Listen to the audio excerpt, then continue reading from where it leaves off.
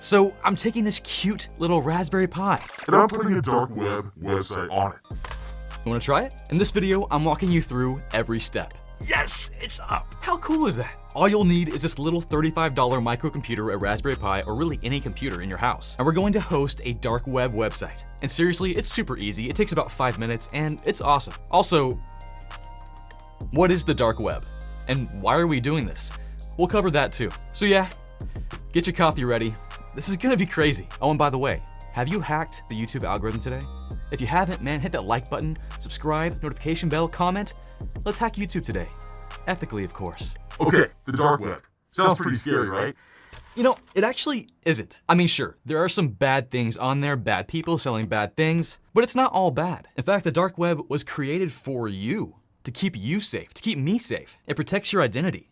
Even though most of the time you can steal someone's identity on the dark web. We'll talk about that later. But seriously, here's how it works. So right now on the regular internet, when you go to a website, you're being tracked. For example, me. When I navigate to, let's say, google.com, Google knows who I am. They know where I am. They can see my IP address. Like, you wanna see? Let's try it. And many of you already know this. If I go to google.com and I type in what's my IP address, Google knows. And I can also see Google's IP address. We see each other, I know where he is, he knows where I am. Basically, no anonymity, or we're not anonymous. And by the way, it's not just me and Google who know each other.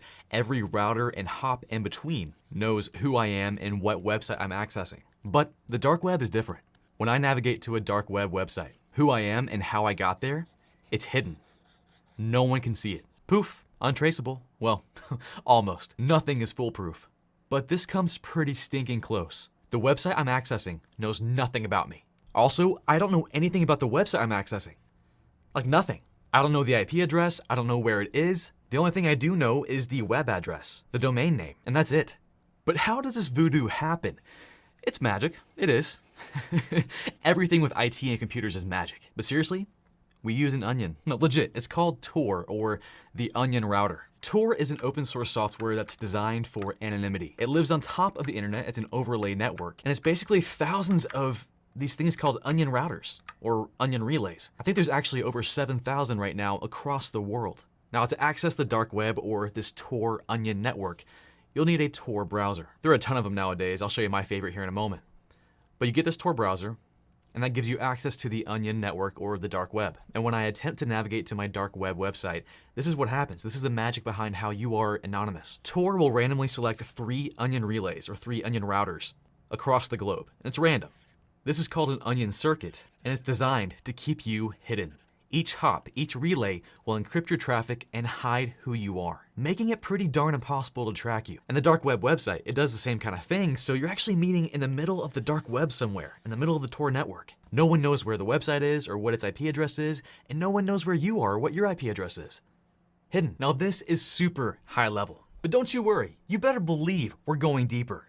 We're gonna get crazy nerdy into the deep dark web secrets, but first, how do you even get on the dark web? Let's go ahead and check that out. Let's launch a dark web browser and try to go to a dark web website. So my favorite dark web browser is the Brave browser. Now it's a regular web browser, but it has a function to get you on the Tor network. And yeah, when you launch it, it is a regular web browser.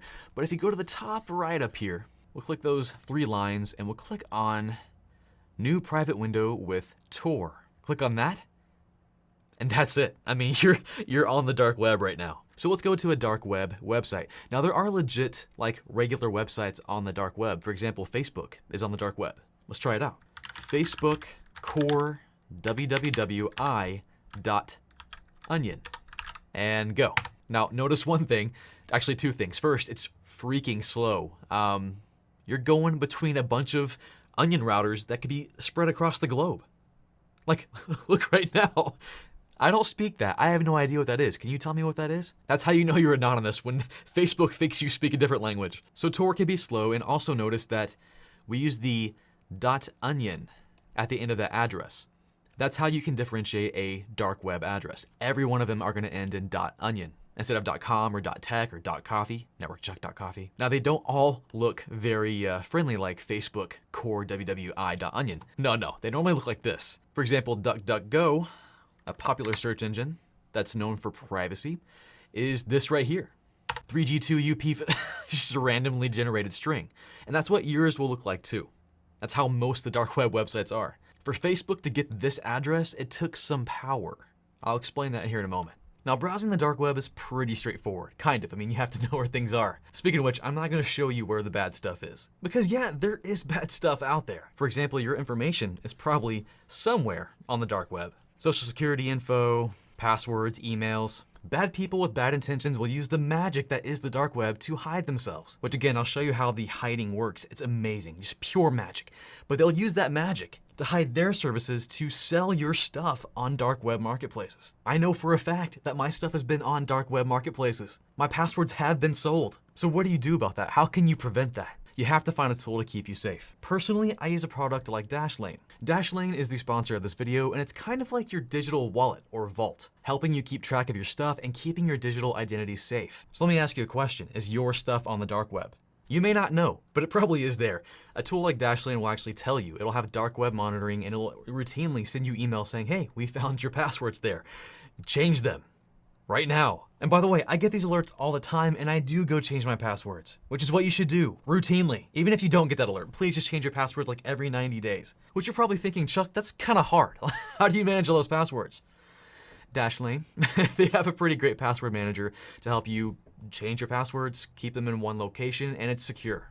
It's also a place where you can throw your personal info in there, so like credit cards, addresses, bank information, and it will autofill on the websites you obviously want it to autofill in. So it is convenient, and it's also safe. Now, Dashlane also has a killer VPN. Now, you know, I've demonstrated like 50 times how important it is to have a VPN, especially when you're surfing the internet on public Wi-Fi. People are gonna hack you. So using a VPN like Dashlane will keep your internet traffic hidden from prying eyes, keep you safe from like man-in-the-middle attacks and your internet provider seeing your stuff. And you can also pretend to be somewhere else like Germany or Canada or England and watch cool shows that you couldn't normally watch here in the US or wherever else you are. Maybe vice versa. Maybe you're in England, you want to watch something in the US. Whatever, it all works. So anyways, dark web monitoring, password management, VPN, all in one. Dashlane is pretty killer. And it's on whatever device you need it to be on. Phone, tablet, computer, PC, Mac, Linux. So if you find this as helpful as I do, you can try this for free on your first device. So check it out, link below, dashlane.com/networkchuck. Again, first device is free, and if you decide to upgrade to premium, you get 50% off with my code, NetworkChuck. So yeah, the dark web is scary, but it's also really, really cool. Let's talk about that. We got you on the dark web, but now how do we get your Raspberry Pi on the dark web, your dark web website? Let's dive into how that works, and then we'll walk through how to actually do it. Now, I am going to walk through detailed steps of how to get your Raspberry Pi on the dark web, but just an overview. Of course, first you'll need a website, and we'll get that set up. We're going to be using Nginx. Super quick and simple, don't worry. We'll also install Tor, the Onion router. And this is where the magic happens. The first thing we'll see once you set up Tor is you'll already have your address, your Onion address. Let's just use DuckDuckGo's for example. It'll look something like this. At the same time, Tor will also get you connected to the Tor network or the dark web. And here's what happens, and it's so amazingly cool. Watch this. Oh, and also real quick before I forget, this is officially called Tor Hidden Services. Or actually, I think it's now called an Onion service. I don't know. Look it up. So anyways, back to magic. So the Tor service on your Raspberry Pi will need to advertise itself out to the dark web so people can get to it. Let me get my dark web back out here. My giant cloud of onions. The Tor service on your Raspberry Pi will randomly select 3 onions or 3 relays to form connections with. Let's see, one in France, one in Germany, one in Budapest. These will be your website's introduction points. Now, one thing to note, your Raspberry Pi is not directly connecting to these relays. No. It's forming an onion circuit, which means just like when your web browser was trying to access a dark web website, this will also choose random relays. Let's say this guy right here and this guy over here and make that connection. And that goes for each one. Your website has 3 introduction points and they're all through an onion circuit, making it pretty dang impossible for anyone to track where your website is from any introduction point. Once your service has these 3 introduction points and the chains, the onion chains to them, the service will take these and add it to its onion service descriptor. It'll also add its public key and sign that sucker with its private key. Now we're almost done. It'll then take that onion service descriptor and upload that to a distributed hash table. It's essentially a table of dark web websites distributed to the Onion network routers. So when I decide to go to this dark web website, first I have to know the .onion address, otherwise I'm out of luck. And the dark web does not have great search engines. In fact, it's not indexed at all. So I type that address in, the hash table is searched to say, hey, where is this thing at?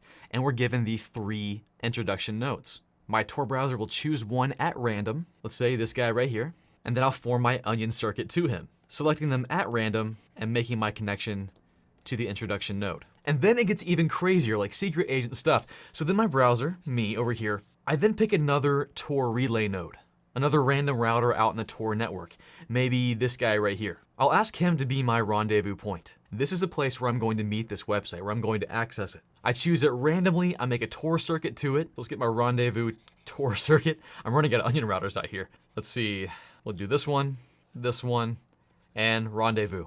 So as of now, where I want to meet this website is a secret. No one else knows but me. But now I need to let the dark web website I want to visit know about this secret place. I'm gonna do that through the introduction point, which, we already have a connection to. Oh, and I almost forgot. The rendezvous point also has a secret passphrase, because what secret clubhouse would not have a secret passphrase? It might be crackers or something like that. I'm sure it's more secure. Then, using the introduction point of the onion service, the one I'm connected to, I send the location of our rendezvous point and the secret phrase. This is getting crazy messy. And remember, my dark web website also has an onion circuit to the introduction point. It's a crazy secure, isn't it? Holy crap. So I send my rendezvous point information and my secret phrase over this onion circuit, through the introduction point of course, to the dark web website, or my Raspberry Pi. Once he has those super secret details, like our secret meeting spot, he'll then make his own connection to the rendezvous point, of course forming another onion circuit, and they're connected. As long as he says the secret password. Knock knock, what's the password? Crackers. And then he's connected. And now, finally, the rendezvous point will connect me to this website, exchanging secure encrypted messages. Now, this is crazy, right? Like, it's a jumbled mess. And I kind of did that on purpose because I wanted to illustrate how insanely secure this was. How in the world would anyone find and track your location using this? Like, it's insane. Now, just to simplify it real quick. Browser. I attempt to navigate to this onion address, the dark web website. This, by the way, is the public key of my Tor service here over on the Raspberry Pi. The Tor browser will use the Tor network and look up this address on the distributed hash table. It locates the onion service description, onion service descriptor. It will use the public key to verify it is the correct onion service descriptor, and it also receives the 3 introductory nodes. It will pick one of these nodes at random to connect with. It will form a Tor circuit to connect to it, and it will also go find a rendezvous point and give it a secret phrase. Again, forming a Tor circuit to that. I'll then introduce myself to the dark web website. Hello, how you doing? Here's our meeting place. Here's our secret passcode. I'll see you there. And then the dark web website will form another Tor circuit to the rendezvous point, give it the password, and now we're finally talking. Now we can finally visit the website. Keeping in mind, all these Tor relays are completely randomly chosen. They could be anywhere in the world. This is crazy. So now how do we do this? How do we make our dark web website? How do we do this right now? Let's do it. And it takes, again, I'm telling you, 5 minutes and all this magic happens. Okay, real quick, what do you need? If you're going to use a Raspberry Pi, well, then you'll need a Raspberry Pi. And you'll need all the essentials. So the SD card USB adapter, power cable, all that stuff. If you don't have a Raspberry Pi, then get one. They're like $35, a bit more to get all the accessories, but dude, they're amazing. Now, if you don't want to use a Raspberry Pi, then any Linux virtual machine, Linux computer, Linux server will do. And again, it doesn't matter if it's on the public internet, behind a firewall in your home, this will work. And then of course, coffee. You need coffee. Networkchuck.coffee. Now, if you're not using a Raspberry Pi, you can go ahead and skip ahead. But if you do have one, how do you set this up? Especially if you're starting from scratch, brand new. Now, I'm gonna go pretty quick because I've done this a lot on my videos. If you want a slower version that you can follow along with, check it out right here. Anyways, first, prep your SD card. So go ahead and plug that sucker into your SD card reader, your USB adapter, and get that plugged into your computer. I'll use my favorite Raspberry Pi imager, Raspbian. I'll choose my operating system. It's gonna be Raspbian, which is the Raspberry Pi OS, 32-bit. Choose my SD card, the one I just plugged in. Nope, not that one. This one, 31 gigs. Whew, that was close. And then I'll go ahead and write that sucker right now. Go.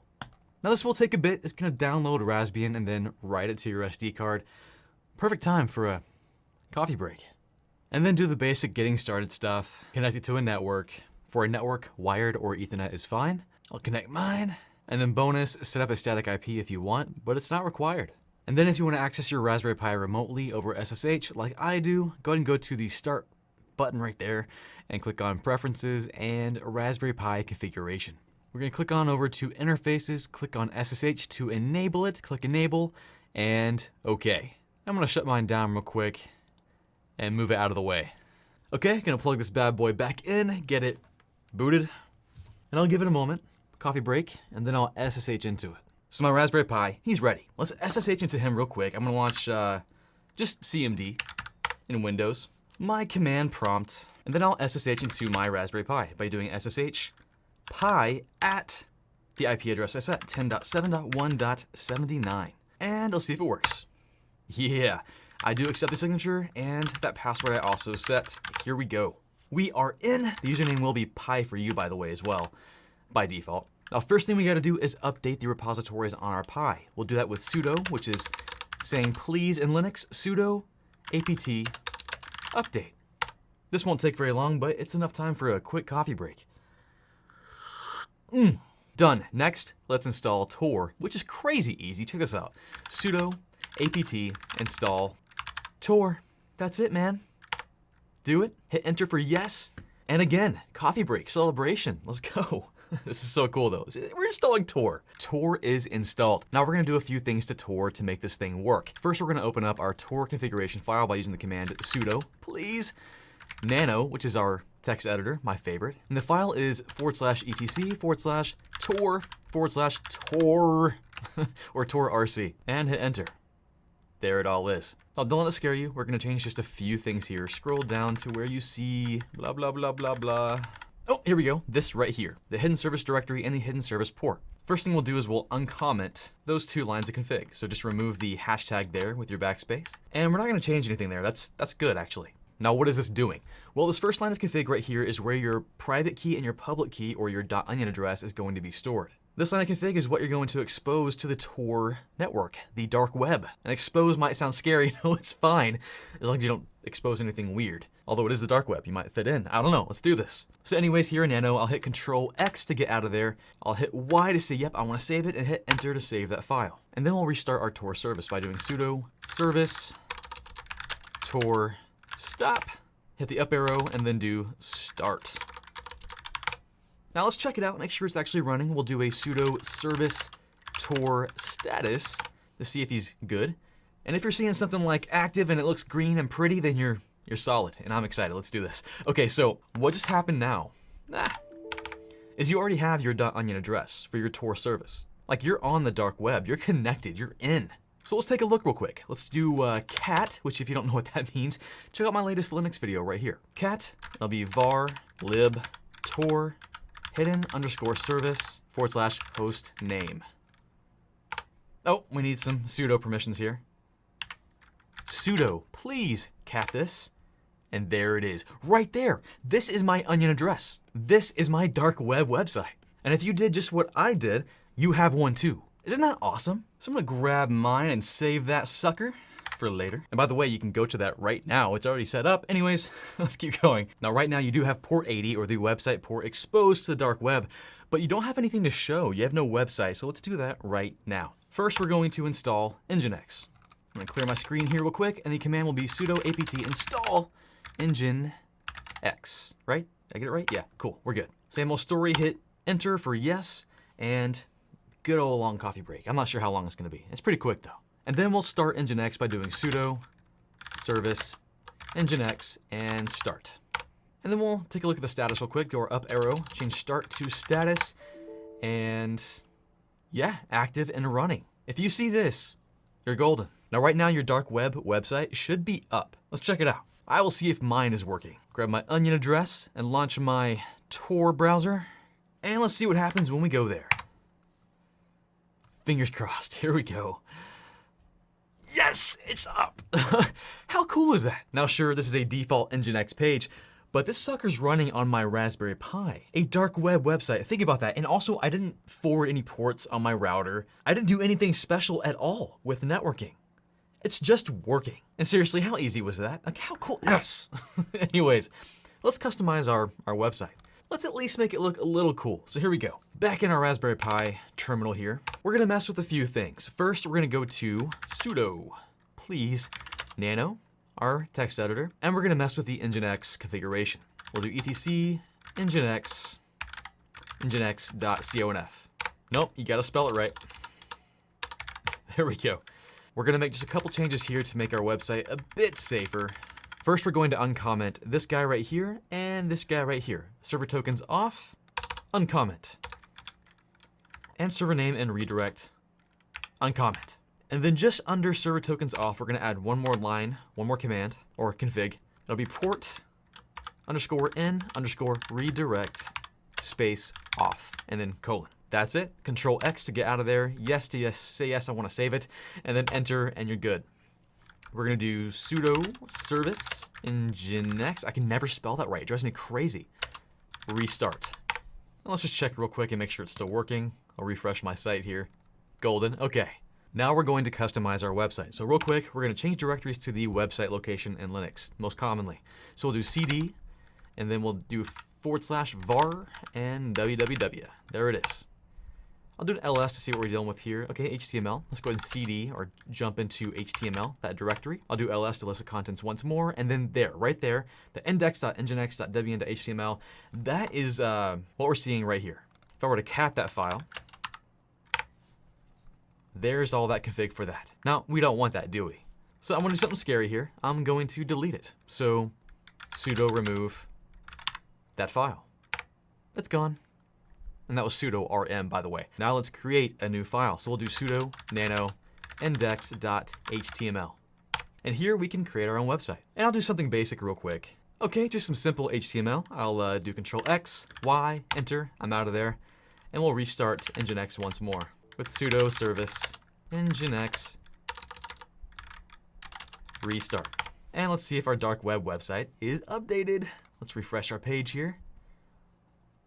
Yeah, look at that. Not too fancy, but I still did customize it, right? Now I want you to visit my website. I want you to use your Tor browser and go look at it. I am gonna edit a few things, make it look a bit better than what I have here now. And maybe I'll even have like a coffee discount code in there if you wanna get some coffee. So yeah, go check it out. But seriously, that's it. I mean, it was pretty quick. And off this little bitty credit card size, let me get him over here, Raspberry Pi computer, he's running a dark web website, and anyone can get to it as long as they're going through the Tor network, and I'm secure. Like, you can't find out where I am, even though it's sitting on my home network. And I can't find out who you are. Like, that's so cool. So anyways, let me know if you get this done. I wanna see your Onion websites. I wanna see what you do, so comment below your Onion websites. I'll see if they'll be allowed and I can go look at them. And yeah, that's pretty much it. Like, that's the video. I hope you liked it. Let me know what you think of the video in the comments. And of course, don't forget to hack that YouTube algorithm. Hit that like button. Again, comment, subscribe, notification bell. Let's hack YouTube today, ethically, of course. And yeah, that's all I got. I'll catch you guys next time.